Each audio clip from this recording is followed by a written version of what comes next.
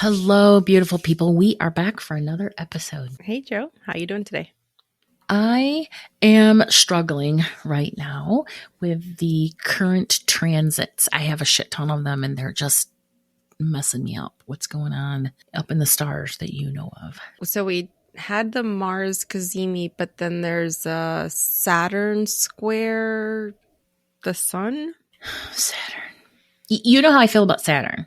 Yeah. Saturn is a big old meanie. It's my chart ruler, or not. It's not my chart ruler. It's my Sign ruler, right? Yes, it's my sign ruler. Capricorn.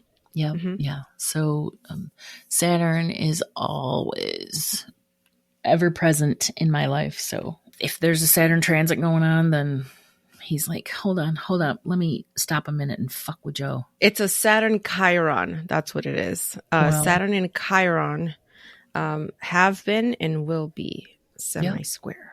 So that's there you that go. makes sense. And That Chiron's makes sense. your wound, right? It's your the soul wound that your you're soul here wound to overcome. Yeah, it's the soul wound. And it's one of the few wounds or lessons in your chart that you can never really heal.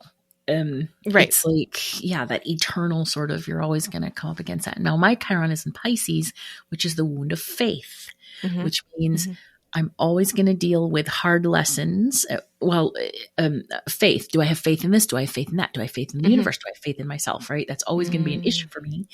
But then when it has a square, you said, with Saturn? Yes, square. Yeah. Then, faith is going to come up, worry, doubt, all those things. And then, of course, Saturn, hard lessons, and I get Saturn's like, that tough love, right? The Saturn's teacher. Like, we want you to learn so that you can do better. I get it. But, just sometimes it's like, okay, sit down, Saturn, and give me a fucking minute. But so anyway.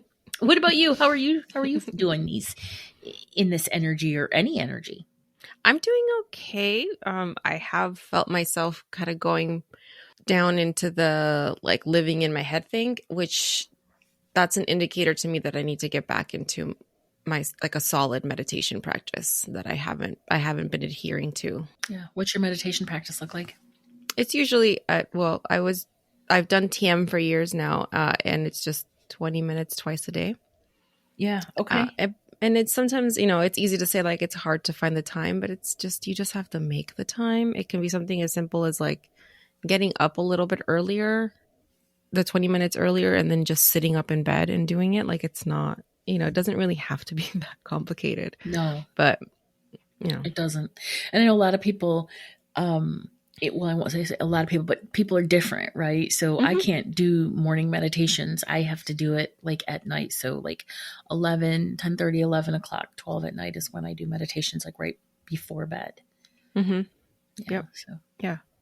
And I will usually do just like a small short meditation right before going to bed too, just because I like how it enhances my dreams. So yeah. You dream like... I dream a lot and I dream every night. Yeah, I dream every night. And lately my dreams have been about being on vacation, about being like in some temporary place and like trying to go back home, which has been kind of weird because it's like every night a different version of the same dream every night. Dude, that's telling you that it's time for you to get back to the basics. That's the astrology is supporting that too. Like getting back to the basics, like where are you putting your energy, where it doesn't serve you, what are you focusing on that's not really going to be a true and authentic expression of self? Get back to the basics type of energy. That makes sense. Yeah. And especially because the dreams are usually involving with the kids. Like there's always like it's always family. It's always with the family. And the kids are always there. Like it's always something about like, okay, we're all, so yeah. And I can see that. I can feel that because I know, I've talked to you about this kind of throughout the year that it's been a year of really taking a hard look at how I am as a parent and like, and my relationship with my kids and that. So that makes sense. Yeah. 2023 has been a tough year for a lot of people. It was a universal 7 year. And that means going inward and, peeling back the layers, getting deeper, diving deeper into who we are, what we want, what makes us happy. It really has been a tough year. I don't know anybody that's like, this year has been cake, right? Everybody's like, this year sucked. The good news is that we're moving into an 8 universal year, which is a year of empowerment and disempowerment. So all of the things that we uncovered in the 7 year, all of the things that aren't serving us, where we're putting our energy where it's not really, giving us what we want. Yeah. 8 is going to bring all that to the surface and say, okay, now what are you going to do? Because 8 is a year of action. It's a year of identifying disempowering people and situations in your life and then flipping the script. And then once you flip that script, then the 8 year says, okay, now let's see what you do with success. Let's see what you do with abundance and prosperity. Okay. So I think that a lot of people who've been struggling, myself included, the 8 universal year is going to help us. That's where we get handed a taste of the dreams that we want, right? Or we get handed the foundations for those dreams that we've been dreaming. So, on one hand, I'm looking forward to it. On the other hand, I have an 8 personal year next year, or a 7 personal year coming up, and then an 8 personal year next year. So the next 2 years are going to be, I don't know. I think Saturn's going to be there, like calling shots, encouraging, but also, I don't know. Anyway, yeah, I feel like this year has been a different type of difficult. It's not 2020 hard. No. See, and I love 2020. I was like, this is the sweetest year ever. God, I hated 2020. That was fucking awful. Oh my God. That was like the hardest year of my life. It felt like, yeah. That was like my tower card year. Really? Yes. Yeah. All right, off. So much stuff. Off mic, I need to find out, like, what specifically. Yeah, I mean, I think we talked about, no, maybe we haven't, but yeah, it was bad. Anyway. All right. You have any announcements, stuff you have going on before we get started? Nothing like big. I'm reading around town, New Renaissance, Psychic Sister. Go to their websites to find out when and to register. I've got a couple classes coming up at Woo PDX in Kenton, at Blackthorn Mercantile on Williams. So there's lots going on, and pretty much everything is you can find out where I'm going to be if you follow me on Instagram at Akashic Reader Joe Figueres or Mystic Metal and Stone. I try to promo everything, and then I have some events on my website too. So that's really what's going on. Yeah, for now. Cool. Awesome. Yeah. What about you? I'm offering in-person sessions, and so you can see those. I'll have them linked on there, linked on my website. I've just reduced it down to just one in-person offering, and those are just my clarity sessions, which include, it's basically Reiki plus Olympia. And so it's just a nice single session. You can also buy as gift certificates too, if you want to gift someone a healing session. That sounds fantastic. I need one of those. That's it. I'm coming down. Well, when you'll be here, right? You'll be here soon enough. Right. We're manifesting this. Yes. Hey, Joe, so have I told you that I'm trying to cut down on caffeine? No. Why would you do that? So it's starting to affect my hormones. And honestly, also, I don't like the yellow teeth thing. Well, that makes sense. Yeah. So on my quest to find a caffeine alternative, I found this product called Magic Mind. It's a little productivity shot. Oh, is it similar to Magic Mike? Oh, well, I mean, it is magical for your mind. It's like slightly sweet, but I will tell you, the thing that drew me to it was the fact that it contains lion's mane mushrooms. And you know how I feel about mushrooms. I do. You love your mushrooms. What are the benefits of lion's mane? So lion's mane is a nootropic and an adaptogen. So it helps your brain function, but it also helps to reduce anxiety and inflammation while it supports cognitive function. So it's a pretty amazing ingredient. And that actually sounds like something I need. Look at me, like, no. Why would you give up coffee? And now I'm like, wait, maybe that's a good. Can you drink it with coffee? Yes, you can. You can. If you also would still like to continue drinking your coffee, you can absolutely add it to your daily routine. All right. You can have it in the morning or at any point. It doesn't make you jittery, so it's not. Yeah. All right. You're good. You're good. Dude, now I'm on board. I'm like, all right. Okay. So, where'd you get it? Like, how can I find it? So it recently launched in Sprouts, so you can just go to your local Sprouts and buy it before you subscribe. And actually, they're offering us a discount for our listeners. Oh, I love that. Really? That's great. Okay, first off, where is Sprouts? Is that a Southern California thing? Yeah, they're supermarket farmers markets. Okay. All right. Yep. Because we don't have that here in Portland, but you mentioned a website. Yes. So you can go on magicmind.com and you can use our code esoterics20 and you can get 20% off a new subscription. I love that. So is a subscription, they'll continue to send this to you? Yes, because it's supposed to be a daily habit and it's just a little shot. So you can take one every morning. But yes, you want to stock your fridge up. I love that. 20% off. Okay. Yes. You know what? You've convinced me to try it. I'm on board. All right. Esoterics20, guys, and we'll have a link in our show notes. We want to talk about the retreat real quick before we talk about what we're going to talk about today? Sure. So registration is, of course, open for our 2024 Quantum Consciousness Retreat for healers, mystics, seekers, and alchemists. Basically, anybody that wants to learn how to develop practices in their life to self-master. We're going to talk about quantum manifestation. We're going to talk about, your human design. Fioraliz is going to teach us how to facilitate an integration circle or just how to integrate. Mm-hmm. We're going to have some meditations in the water and in the desert. It's just going to be a really beautiful couple of days of coming together in self-mastery. So that is Tuesday, March 19th through Friday, March 22nd. And the cost of the entire week is $1,555. You have the option to make monthly payments through PayPal, and it breaks it down. We don't have a ton of spots left. No, we don't.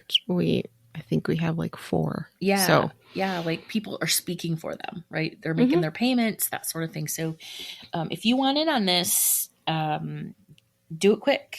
I would definitely do it before like Christmas or New Year, because I think people might get their Christmas and New Year presents and money and be like, we're going to do this. Or tax money too. That's a big one. Mm-hmm. Okay. What are we going to talk about today? Today, I want to talk to you about Pluto and how he defines the generations. Oh, let's get into this. Yes. Okay. So we touched on this because when you did the breakdown of the generations, and then a couple episodes ago when we did our 100th episode, I had mentioned it. Like, I don't remember if we had talked about it in that episode, and you said we didn't. And this is something that had recently come up for me, that technically because of how, and I'm going to explain this, because of how Pluto changes signs every so many years, it's actually what defines our generations. All right. Yes. So Pluto was actually discovered in 1930, and it is the most distant planet from us here on Earth, and it signifies the power that lies beneath the surface. It is the horizon between worlds, between life and death, between what has been and what will be. Pluto rules over the processes that take us from one cycle to the next, and it brings significant, deep transformation into our lives. Mm-hmm. So a lot of us remember when Pluto was demoted as a planet in 2006.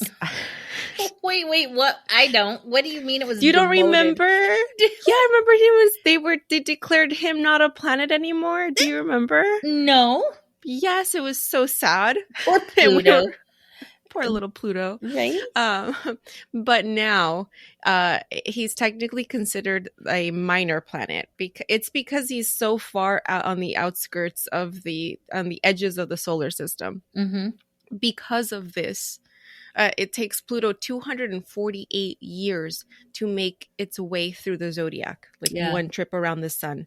So technically, it hasn't completed a trip since it was discovered. That's true. Yeah. That's it. It's funny like that. Pluto is also erratic, though. It takes anywhere from 12 to 24 years to transit a particular sign. And sometimes when it's been in Taurus, it's taken up to 30 years, just like sitting in Taurus, which kind of makes sense, though. That's like a Taurus feature, just kind of being like slow. And Taurus needs that transformation too. Yeah. And listen, I can tell you, as someone who lives physically on my Pluto line, and I'm referencing astrocartography here, it's a good thing Pluto is that far out, because all of the things you said, erratic transformation, the phase in between from one phase to the next, Pluto is a fucker, to put it kindly. Yeah, it's a tough planet. Yeah. It's a tough energy. It is. And that's why it is great that it is so far away.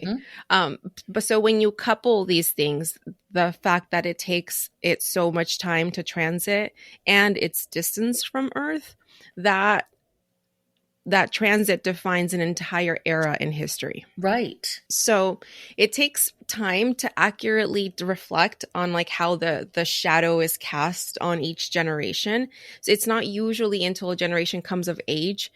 So for example, like when they're in the 20s or 30s, that we get a handle on what really fuels them. However, as we progress into like the more recent generations, we're going to see that there's characteristics that we're already seeing of like Gen Z and Gen Alpha that like we're seeing it from childhood with them. So right, because it not only defines the area that they're born in, but the changes that they as a generation are bound to bring into the world once they reach adulthood. So just that you're seeing that in the news right now. You can see people, the younger generation, they're pushing back in the political arena, and they're like, no, the two Justins that are like, what the hell are you doing? So go two Justins. Each generation is meant to learn and evolve beyond the generation that came before them, because socially, like that's our purpose. We're meant to progress. And that's pretty much a given, but Pluto helps us to see what approach a generation will take to their up-leveling and their deep desires, and then what kind of tribulations they'll face along the way as a people. Oh, that's really interesting. So, like, think about it. Like, why are boomers so self-interested? Why do Gen Xers school others on authenticity and social justice? Why are millennials externally emo? Like, and then, like, what is it with Gen Z and their never-ending quest to shrink traditional modes? Like, they're just like, no, we're not doing that anymore. Or like, why do you guys have to capitalize everything? We're going all lowercase. Like, just shit like that. Yeah. They really are. Listen, they're the next little Gen X generation. They definitely are. But and then a lot of them too, and I'm going to touch on this, is you have to think of who raised them, like, because that it plays an influence. There's no denying that your parents influence who you are as a person. Sometimes they can encourage you, and sometimes their parenting causes you to rebel against like everything that they wanted you to be. Yep. So we're going to go through the breakdown through the 6 most recent transits that Pluto has had. We're going to start with Leo, and then Virgo, Libra, Scorpio, Sagittarius, Capricorn, and then currently we're moving into Aquarius. Nice. All right. So the first is Pluto and Leo. These are the baby boomers. So these are people typically noted to be born between 1946 and 1964. Pluto was touring the fixed fire of Leo from 1937 to 1958. So if we're gonna define Pluto and Leo, it's actually 1937 to 1958. So this coincided with the birth of all the baby boomers. These are all the children that were born from people who were just done with the war, and they had put off having children during the war. And so it's like it created this influx, right, of babies. They're also known as the me generation, which of course, because they're Leo. And these, the boomers were actually born from the silent generation. Yes. Yeah, yes. The silent generation, or the greatest generation. Yeah, the greatest. Yeah. Yes, the greatest generation All was right. were technically their parents. Alabama. Just because they went through all their trauma and they didn't complain. They That's didn't. And just real quick, they were born from the Gilded generation. Oh, yeah, I don't know past the greatest generation on, to be honest with Um, you. Super quick, I am watching right now on HBO the Gilded Era on Uh-huh. HBO, and that Uh-huh. is, dude, oh my god, that show is just, it's something else. It's good, but whoo-wee, there are times when I'm just yelling at the TV. What time period does it take place in? Like the 1800s, Oh, okay. 1800s society in New York, when New York was just coming up, Mm. and it's like old money versus new money. And Christine Baranski is starring in it, and she is amazing. Cynthia Nixon, it's so good. But oh my god, these, yeah, they're snotty elites, and it's anyway. So I digress. Back to Yes. Back back to to Pluto and the Leo. Okay. So, yes, like I said, they're also known as the me generation, which is a very suitable name as Leo is the sign that represents the self. It radiates warmth and it embodies leadership. So, are we really yeah. surprised that boomers are Leos? No. Mm-mm. Not at all. So when this generation came of age in the late 60s and early 70s, it was the early era of sweeping social reforms and protest movements. So think of like the iconic leaders who led the social movement. Mm-hmm. They weren't short on charisma. They were embodying the Leo energy of this generation.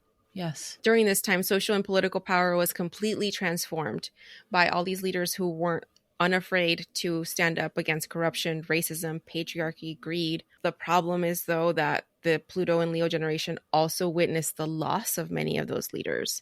Right. Assassinations. Yeah, JFK, yes. So think of, MLK. JFK was 1963, Malcolm Mm-hmm. X was 1965, Yep. Dr. Martin Luther King Jr. was 1968. Yep. Yeah, so the murders of these historic figures rattled the US, and even today, they remain really shrouded in mystery and so called conspiracy theories, which are also Plutonian significations. Mm-hmm. Mm-hmm. Yep. What's interesting, though, is that as the decades have progressed, we've seen how the Pluto and Leo generation's self-realized agenda has come as a detriment to the notion of community. So Yep. they were like the ones that really embodied the whole nuclear family aesthetic. But with that, we lost like communities in the way that we'd known them up until that point, where before a family would own a plot of land, and then as they had children who grew up, maybe their children would just plop a house on that same plot of land, and then we would all kind of just live as a community, and your parents and whoever would live next door. We lost that, and this was the generation that really like blew up with the nuclear family idea. It's also like the us versus them. And I think that it's always been there. Just it's what the United States is based on. But that's like, they're not like us. They're, that mentality. Yep. And as they got older, they're the generation that went into this, because Leo's a fixed sign. So they went into their conservatism. Then that's when Reaganism and trickle-down economics, and that changed the whole U.S. financial policies. When Pluto and Leo representatives, they constituted the majority of the demographic in Congress. So it was kind of like, that's what they did. And the shadow of Pluto and Leo is that it puts the individual first at the expense of the collective. And that's what's happening right now. That like right now they're like, it's like they're going back to that, Yes. But I think we have to go back in order to go forward, which you'll get to. So yeah.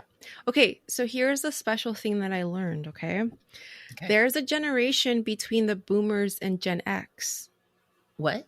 Yeah, it's called Gen V. V. Yes. So it's Pluto and Virgo. So Generation V was technically born. This was the Pluto transit that took place from 1958 to 1971. They're also referred to as early Gen X. Yeah. I'm a late addition to that. So I'm a late Gen V, early. I don't know. Anyway. Yeah. Early Gen X. You're a Gen Xer. Yeah. Okay. So you've met these people. It's the boomers who insist they aren't boomers or that they're the cool boomers. That's actually Gen V. Dude, it's so true. Ugh. Yeah, because this is according to astrology, okay? So, yeah, there should be a generation between boomers and Gen X, and they take on different characteristics because this is Pluto and Virgo. Gen V is most notable for their dexterity and their ability to do more with less. Civil rights and technology are the A game of this generation.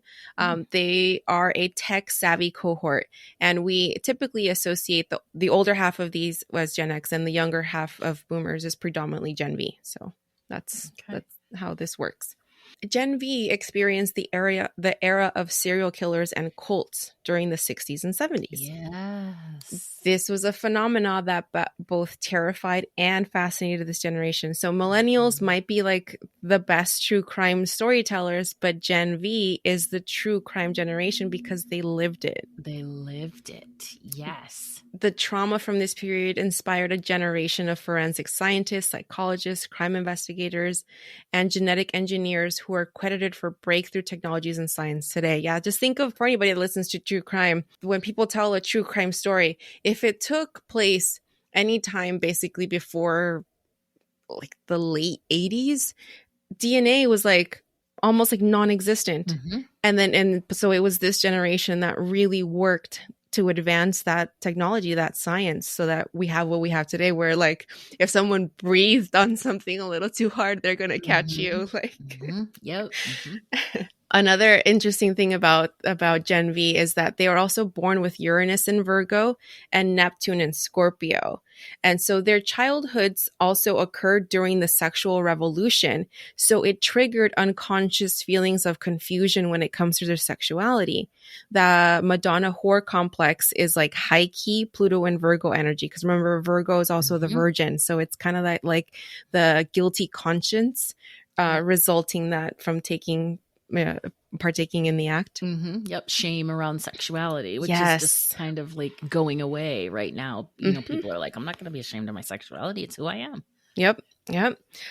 Gen V is actually known to be the largest online shopping group. They even surpass millennials and Zoomers. Really? Yes. Yep. They are. They are the penny pinchers who are widely known for hoarding tendencies as well. Hoarders. But here's where it comes from. So hoarding or lack thereof was actually an unconscious response to what seemed to be growing as a communist influence around the globe throughout the 1950s and 70s. So in turn, Gen V feared that everything that they worked hard for was at jeopardy. So this is when you start seeing like the people who hoard wealth, right? Because I know like we think of hoarding, we think of like fucking newspapers stacked up in a living room. Right. Yeah, but there's also another version of hoarding, which is hoarding wealth. Yeah. Yes. Yeah. But even as that issue passed, the tendency became a norm for that generation, and they didn't outgrow it. So that's where wealth hoarding is explained. Virgo, though, also corresponds to the harvest. Think of when Virgo season is in September. That's also harvest season. Virgo the Virgin is carrying a piece of wheat. Yes. The symbol. Yep. The harvest. Yep. When Pluto dug into this sign, it also led to the rise of mass agriculture and overcultivation of land to grow monoliths of crops. So think of like, the grand expansion of farming throughout the country, and especially I think of like crowded animals and just over harvesting and affecting the land and waste, like just very wasteful. Yes. Virgo attributes also have to do with refinery as well, because this is the generation that was sent to fight the Gulf War, which was a war over Iraq's invasion of Kuwait that put oil resources at stake. So, since Virgo rules commerce, health, and labor, Gen V has centered their legacy on improving the world through practicality and utility. They revolutionized e-commerce, transportation, medicine, and technology that makes our world go round till this day. So that's cool, right? We hadn't heard of that before. No. And there's a few traits in there that I can relate to as an Xer, but majority of it, I'm like, yeah, that doesn't sound like me, especially the tech part. You know how I feel about tech. I don't care for it at all. Yeah. Well, I guess you have to think a bit of like, okay, that's how you feel about tech as it is today, right? But think Yeah. of like tech that would have been for you as a child and would have been super advanced for like your parents or grandparents, right? So yeah, man, like I grew up with Walkmans and pagers Mm-hmm. and, like little tiny TVs that were like shaped like boom boxes that you could Mm-hmm. take with you. Yep. Yep. The first mobile car was, or the first mobile phone was actually a freaking phone Yes. in the console of Yeah. your car with like a cord, I right? saw So one at an estate sale the other day. yes, I've never yes. seen one. The first time I remember, I was riding with some friends, and the phone rang in the car, and I'm like, "What the fuck is that?" Right? Like, and she opens up her console and she picks up the phone. She's like, "Hello," and I'm literally looking at her like she Like, has oh my 12 God. heads. I'm like, "What the?" And, And it and then has when like a she was giant antenna. Yes, it did too. And then when she was done, I was like, "Give me that phone. Can I?" And Yeah, can I? I listened. I'm like, "Yep, there's a dial tone and everything." Yes. Yeah. So So yes. So you had a lot of tech. It just doesn't look like the tech that we have today. But mm-mm. you did grow up with, you had a lot of tech come into your life as you were growing up. All right. The next generation is Pluto and Libra. That's Gen X. Hello, Gen Xers. Which of course you guys are Pluto and Libra. That's why I like Gen Xers so much. Mm-hmm. This transit happened from 1971 to 1984. So I just barely missed being an Xer. Yeah. Well, I mean, technically, because I was born in '69, so Mm-hmm. um, you know. Yes, that's why you're, like I said, that's why Gen V is kind of the unknown, because it's that upper half is technically boomers and then lower is just older Gen X, which is that's where we're at. Libra is ruled by Venus, making this a period of rebirth for feminism, equality, relationships, marriage, and the judicial system. Yeah. Because remember, Libra is about justice and balance. Yep. Pluto and Libra people were incarnated into this lifetime to learn lessons surrounding balance and justice and the true meaning of me versus we. Yep. This is also the first generation to proudly declare that they would not be having children. Although I know that there are people in older generations who chose not to have children. This was a generation that was like outspoken about it. It was like, nope, not doing it. Yep. They also lit fire to patriarchal ideas behind what their life should look like. They are the MTV generation. They used music and media as a means of social confrontation. Yep. Think of grunge. I mean, the Oh my grunge, God. all the grunge artists, those were, Yep. even though that technically took place in the millennial era, those were Gen Xers doing the work. All of the music is so rebellious. Billy Yeah. Idol, like all of that. Like, don't tell me what to do. Don't tell me how to live. Fuck you. Yes. Yeah. Pluto and Libra natives have most certainly mastered the art of relatability, but don't get it twisted, because their powers of persuasion and knack for negotiating are incredibly subtle, borderlining mesmerism, and that's all thanks to the influence of Pluto, of course. And you'll notice that Gen X is rarely caught in the crossfire of heated generational battles, and that's because they mind their own business. We're apathetic. We're like, Yeah, all right, nope. you do you. I'm gonna be over here. Exactly. They lived through the Cold War, and then they eventually experienced a burnout effect with being on the edge from the wishy-washy times that they were brought up with. So in turn, they value comfort, stability, and mutual respect. We're just not down for confrontations and argument. I mean, that falls beautifully and perfectly into Libra, because we're like, look, that's not what we're trying to do here. We're trying to do our thing. Like, why can't you just let us do our thing? Leave us alone. Yes, exactly. Pluto's journey through Libra could have also instilled the unconscious need to people please, which often results in the loss of self. But another explanation to this is that Gen X is also a generation full of empaths. People who feel everything, and that feeling can be overwhelming when you don't know how to handle it. And so this led to many Gen Xers being introverts, or at least just acting like introverts, just avoiding relationships entirely for periods of time. Yeah, I can completely relate to that, as far as, the clients that I work with, but also as someone who helps people, identify, their soul blueprint, what they're here to do, working with their numerology, astrology, and human design. And it's absolutely true. that completely tracks. Mm-hmm. Mm-hmm. This generation also witnessed the upheaval that came with the spike of divorce. Hence, this would result in the indecision towards commitment and compromise. On another note, this was also the area of relationship taboos, such as living together or having children before marriage. And like I said, some not having children at all. The Pluto generation knew from a very young age that there was no such thing as happily ever after. So much so that those born with this generational placement are likely to test the longevity of their connections by rocking the boat from time to time.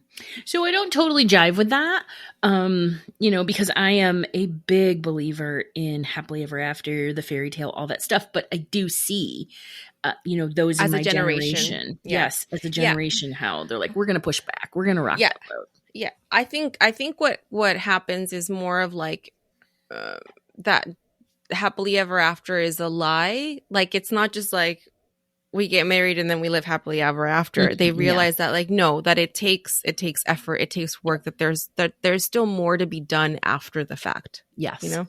Yes. So with them embodying the search for justice and balance, this generation is also comprised of lawmakers, justices of the courts, and thought leaders whose flavor of what constitutes equanimity and reciprocity is ever evolving. Yeah, that's true. At present day, we are discussing what reparations look like for Black Americans, and we're finally acknowledging the presence of women and femmes in the workforce and seeking justice for trans folks thanks to their efforts. Yeah, yes. Those born with Pluto and Libra hold a strong influence in these realms, and they are continually reaching for equality. I love that. There's such a huge justice theme in my life that I didn't realize. Once I realized, oh wait, I'm a Libra rising, and that's why I'm always all about, get into arguments on social media because people are being mean to other people. It's like, why do you have to be mean? Why can't you just be nice? Yep, exactly. Yeah, because it's justice and balance.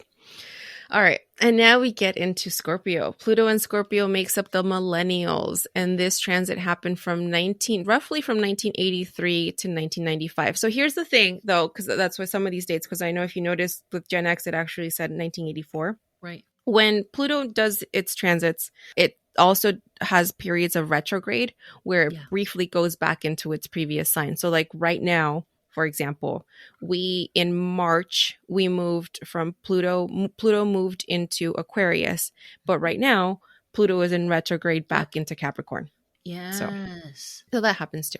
Okay. So this is actually the shortest time that Pluto has spent in one sign in recent and modern times. And honestly, like with everything that millennials have had to witness, like I'm not really surprised that it was like a short-lived thing, because it was like, okay, that's enough of you. Like I'm super excited to hear what you're about to say, because I would never peg millennials as Pluto and Scorpio. Pluto and Scorpio? Those two together. I mean, millennials, I don't know, but yeah. Oh, no, you'll see. You'll see. Yes? You'll see. Because, yeah. Connect the dots for me, Mama. I will. Okay, so here's another thing before I get into like what millennials expel. Most millennials were born to boomers, right? Because I think the Gen Xers were too young to be our parents.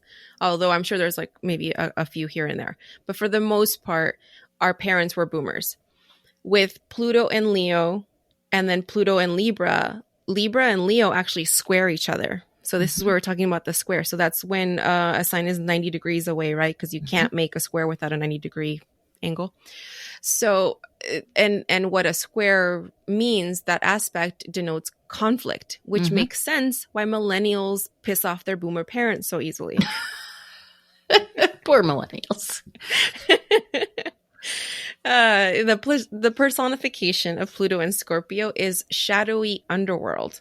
Scorpio is a fixed water sign, so it exudes an enormous amount of passion and intensity. Yep. Scorpio is also psychic. It's also about secrets, the deep waters of emotion, and then a sharp bite to tap it off. So that makes sense, right? I see where you're headed. Yep. Yeah.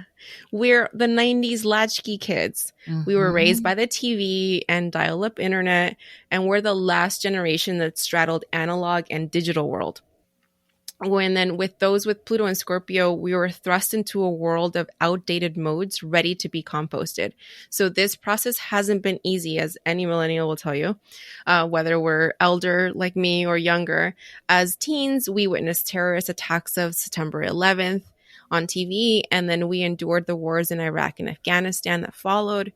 And then we entered the workforce in the late 2000s when the Great Recession hit. And so it just upended financial security that all the previous generations before us had enjoyed. The fear of abandonment and betrayal unconsciously haunts Pluto and Scorpios.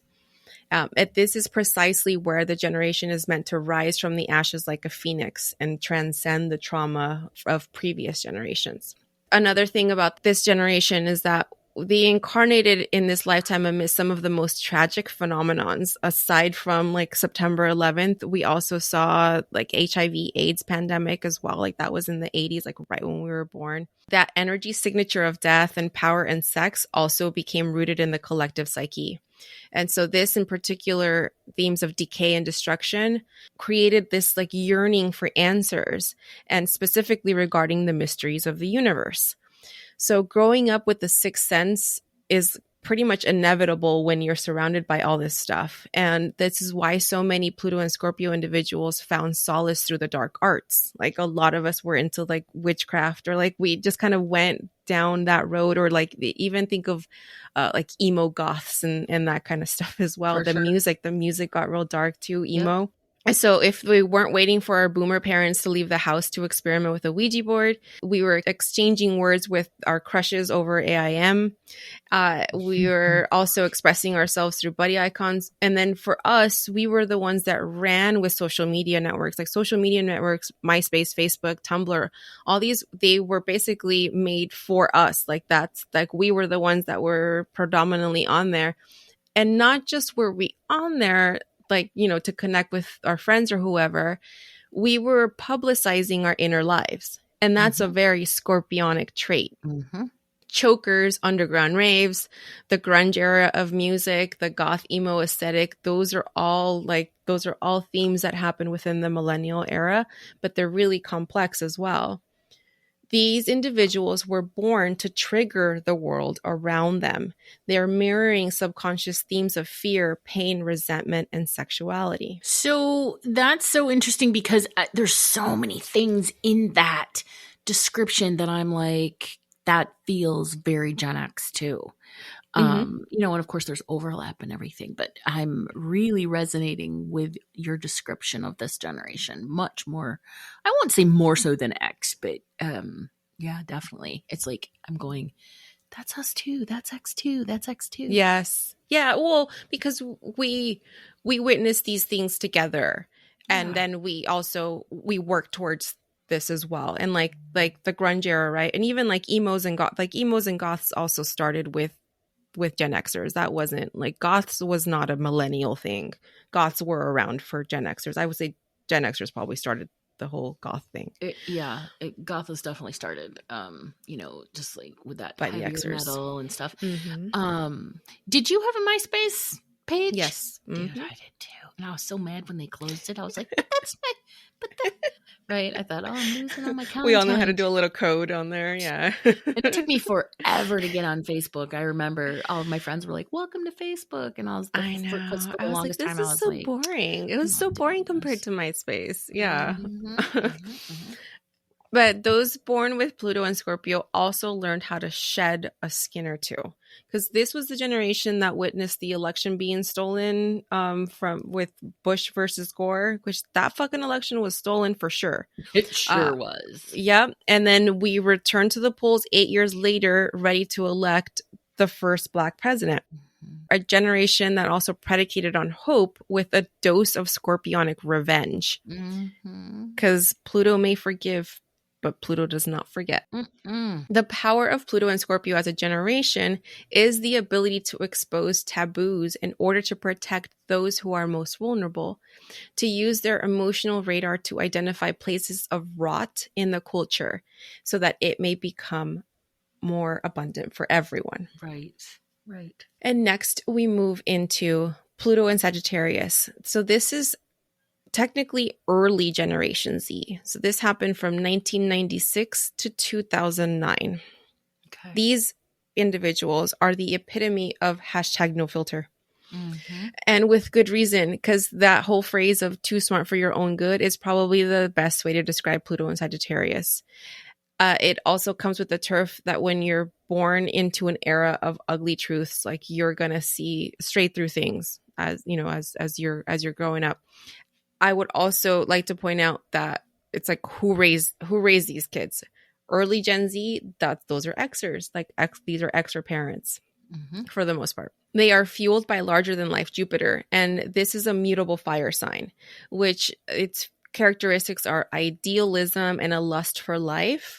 But when that becomes excessive, it's magnified under the influence of Pluto. Yeah. And this is where that quest for the bigger picture becomes a person's demise, because it's as the answer to endless questions on the internet. This is the internet generation. They were born with the internet. So yeah, they had a lot of questions, but they also had a lot of resources in order to get the answers. And sometimes the answers weren't the most honest or most direct.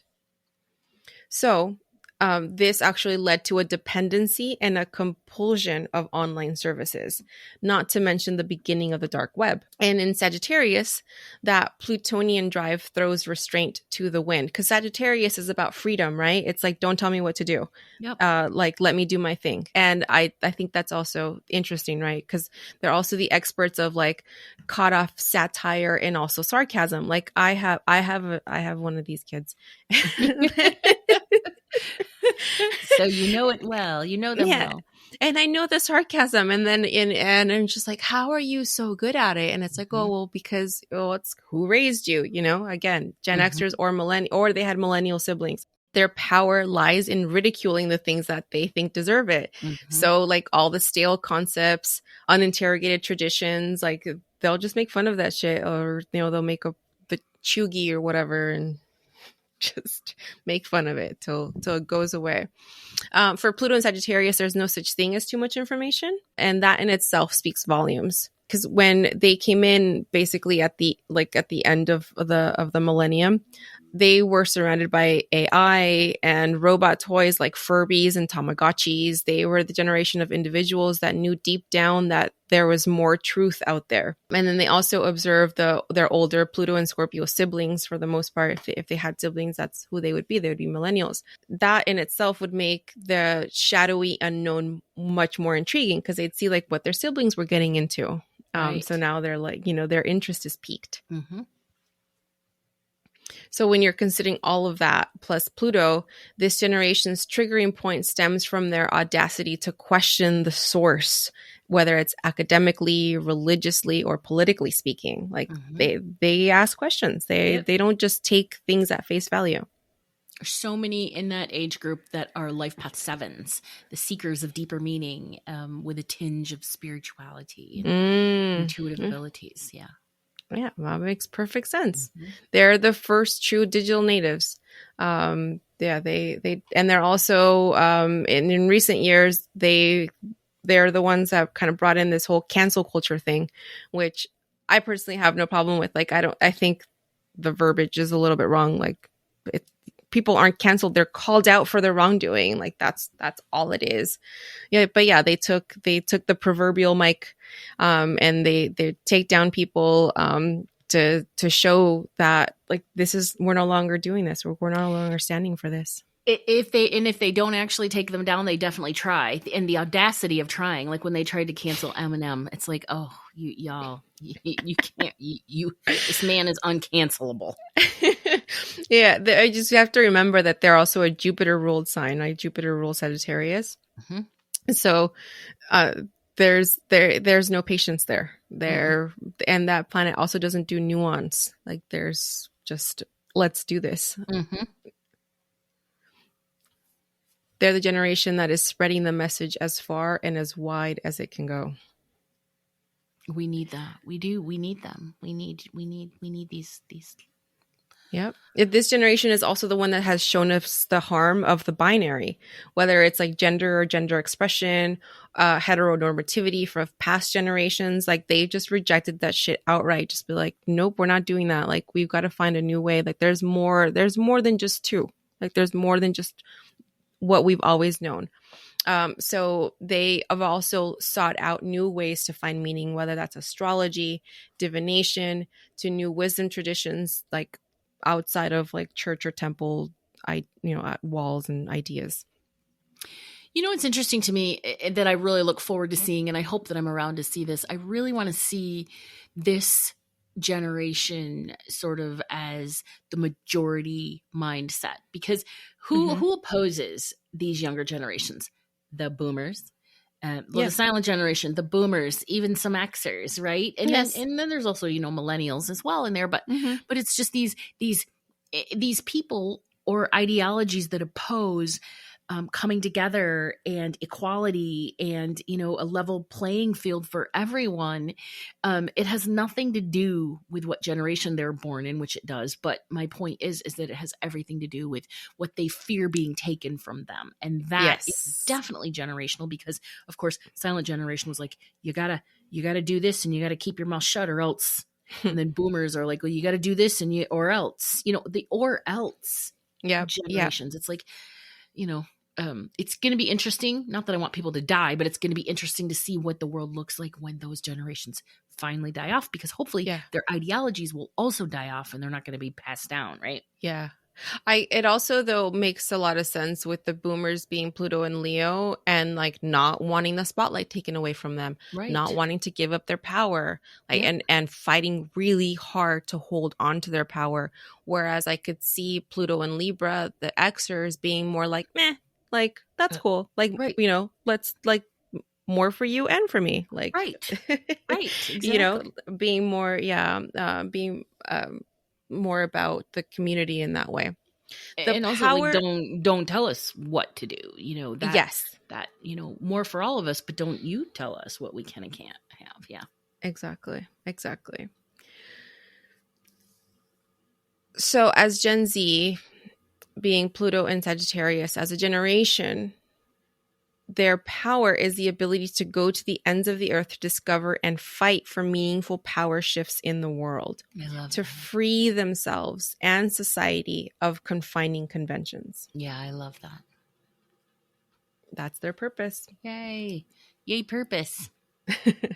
All right. And finally, we get into Pluto and Capricorn. This is late Gen Z, also known as Generation Alpha. Okay. And this transit happened, this is from January 25th, 2008 to March 23rd, 2023. So generally, unless you've had a baby between March and now, if you have kids, they're probably one of these. The power of Pluto and Capricorn is the ability to appreciate lessons of the past and alchemically transform them into viable structures for future generations. So they're forward thinkers. Like they're like, okay, this is a system and this is how it's working right now. This is how we're going to make it better. Like, because you're a Capricorn. Mm-hmm. So since we have this transit in recent memory, like we've literally just been living this the last decade or so, we know that it brought about the crumbling of institutions and antiquated power structures that were long past their expiration date. Like looking at you, colonialism, capitalism, and patriarchy. And I know they're not gone yet, but like we're actively working towards like dismantling that shit. For sure. This era also saw the Pluto and Capricorn transit play out in more concrete ways, as like statues of historical figures that were once looked at as heroes were fucking taken down and just so like no more. Mm-hmm. The educational curriculum was rightfully scrutinized as well. Mm-hmm. And we relearned history thanks to initiatives such as the 1619 Project, which was released at the moment of the United States Pluto return in 2021. Oh, shut up. That's so cool. See, astrology is the coolest thing ever. It's like a giant motor in the sky that fuels evolution. Yeah. Yes. Yeah. Those with Pluto and Capricorn are the children of Pluto in Libra and Pluto in Scorpio generations. So like I said, those are Gen Xers and millennials. And there's already been a lot of articles that are written about their divestment from screen cultures, because these are like the tablet babies. So the teens of today they're actually rejecting devices in favor of going offline too, and walking in nature and writing in physical notebooks. So there's some of them who are like, no, like we're not just going to live digitally all the time. I love that. The boomers should like that too. I know, because they're like, in my day. They've seen the ramifications of a life lived completely online, and they are the ones who are well poised to preserve tradition and carry it into the future once Pluto fully enters into Aquarius for 20 years, officially starting January 2024. Like once Pluto moves into Aquarius in January of 24, it's just going to stay there for like the next 20 years. Nice. So this generation will build the time capsules that will include everything from the past that still has value, and then utilizing the initiating powers of Pluto, which in a cardinal Earth sign that is Capricorn, to erect a brand new foundation. Mm-hmm. And that's their purpose. That is their purpose. And that's really interesting too, because yes, I am a Capricorn and I'm living on my Pluto line here in Portland. And so we talked about this earlier in the podcast, but those two things, what you just described, that's what's happened to me since I've moved here. Like it's this deconstruction, this, what's happening now and what do I want it to look like going forward? Yes. So that makes absolute sense. Like dots connected. So what's coming next with this Pluto in Aquarius? So Pluto in Aquarius will be, like I said, 2023-ish up till 2043. Okay. Long time. Yeah. Long time. But this is the whole like age of Aquarius thing that we've been hearing about for God knows how long. Since birth. But because Pluto in Aquarius is more attached to the mind than to emotions, it's a bit easier to let go of all that no longer serves than it may have been for previous generations. So that's a good thing. That's amazing. And in contrast to Capricorn, Aquarius rules independence, community, innovation, scientific reasoning, and the rational. So when Pluto goes into Aquarius, we can expect reckonings and innovations around technology, air travel, and community organizing. Somebody the other day was talking about why aren't airplanes like a bus? Like the government runs them and we just like pay our fare, like pay like a normal fare. Yep. And we just like get on the bus and like go places. Because CEOs... Capitalism. Yes. Yep. Yeah. Okay. So personally don't really like a whole lot of astrology predictions. Like I don't get into it either. I don't like fear mongering. Okay. Right. So what I'm doing right now, don't take it as fear mongering, but the only way that we learn from history is by learning the history so that we don't repeat it again. But it also does give us some insights as to like, hey, this happened this many years ago, the last time this planet was in the same spot, blah, blah, blah. Like, for example, just during 2020, during the pandemic, and forgive me because I don't know the actual transit, but I do know that the main transit that was happening that year, it had been 500 years since we had seen that. And 500 years before 2020 was when we had the Black Plague. I was just going to say that the plague, again, astrology, it's a big old clock, a motor in the sky helping us learn our lessons and grow. Yep. So the last time Pluto moved into Aquarius was at the end of the 18th century, between 1778 and 1798. And this coincided with the beginning of what some historians consider to be the Age of Revolution. This was a time in history when all countries all over the world were rising up and challenging the ruling authority. These included major political and social revolutions on every continent. So just for our example, the American Revolution, the French Revolution, Louis the 14th and Marie Antoinette were sent to the guillotine during this time period. That all happened during Pluto in Aquarius. Oh my, oh, and it's happening now. It's starting to happen with the rise of, oh, Uh-huh. this is, we are living in fascinating times, people. Yes. Fascinating. Okay, here's a little my worry though, because you know how I mentioned about how Pluto goes retrograde, right? Yeah. So Pluto is going to have another fucking retrograde How long? right during the time of the election in November of 2024. Oh no, right? Which means It's we going to go back into Capricorn. It goes back into Capricorn, which means it can be more of the same. So that's where I would say, people, we got to vote. We can't be apathetic. We can't just allow things to just run as they may, or don't let other people make decisions for you. Get out there. So I am an MSNBC watcher, right? I love to Okay. watch Ari Melber. I love to watch Rachel Maddow, you know, and then Lawrence O'Donnell because he's petty. he says things just to be petty, and it cracks me up.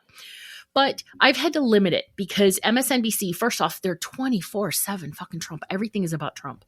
And it's like, dude, God. I don't want to read about this or hear about him all the time. Mm-mm. So it's interesting because I've had to limit myself because there's so much fear mongering on MSNBC about what could potentially happen if this dude goes back. But occasionally they'll have these episodes or these segments on there where they're actually showing us around the world where people are pushing back, where people are saying, no, we're not, quote unquote, going back, right? Capricorn, Pluto and Capricorn is not something that we want to go back to. We can't go back to it. And it's being led by 51% of nonpartisan voters who are like, you're not taking away our rights, our reproductive rights.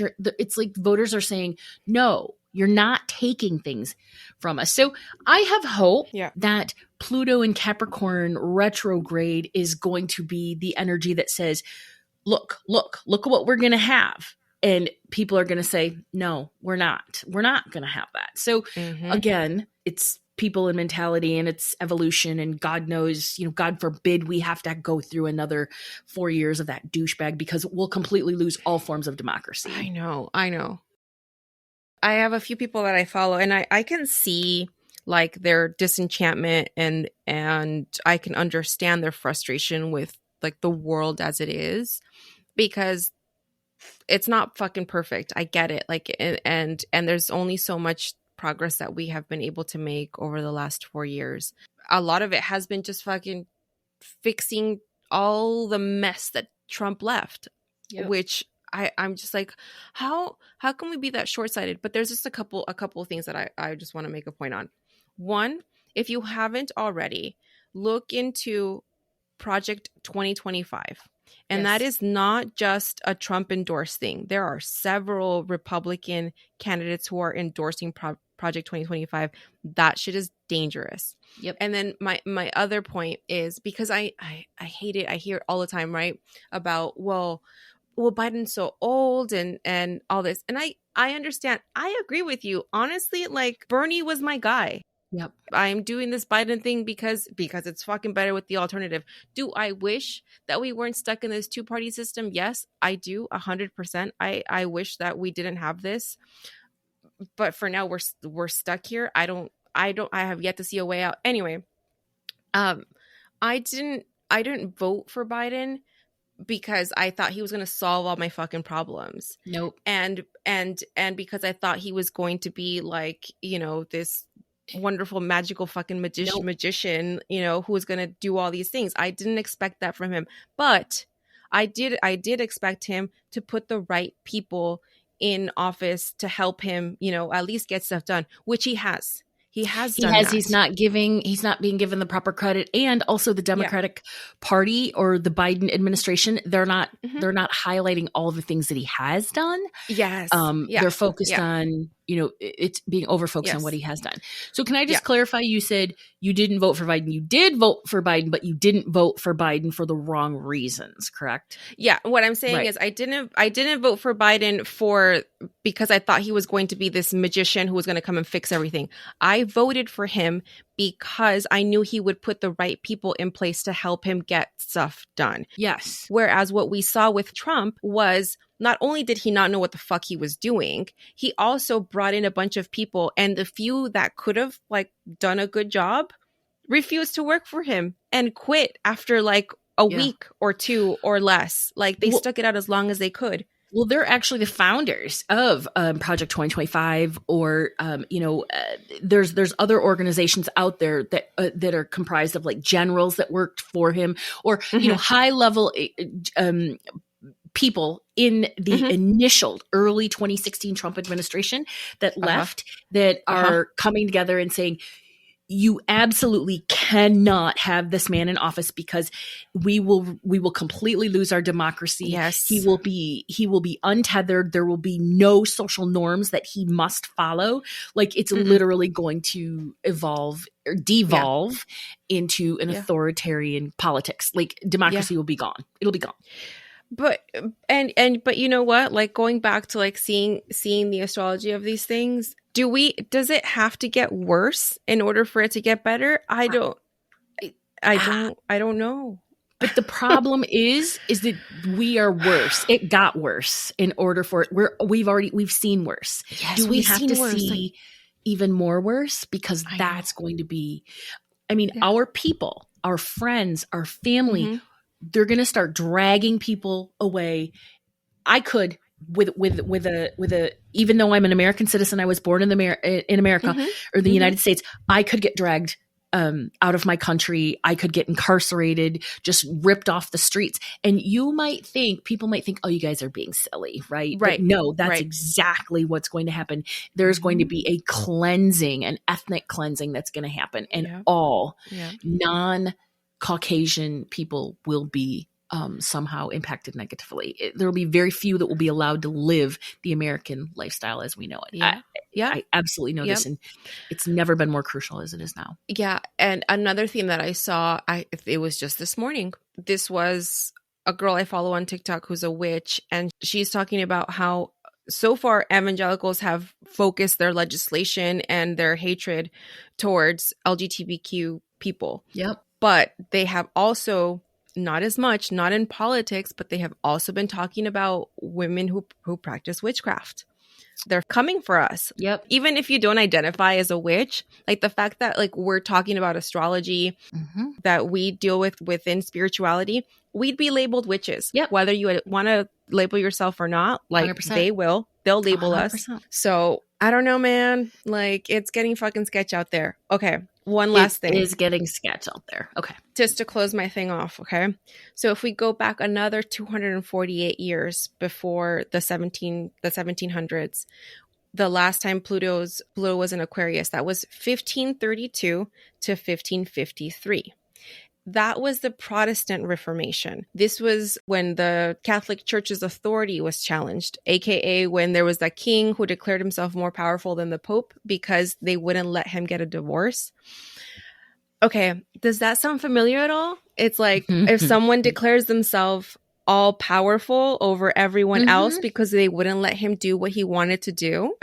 It's going to happen. He will not leave the White House, and will pass it on to his children. And I just don't think that sane Americans will allow that to happen. I truly don't.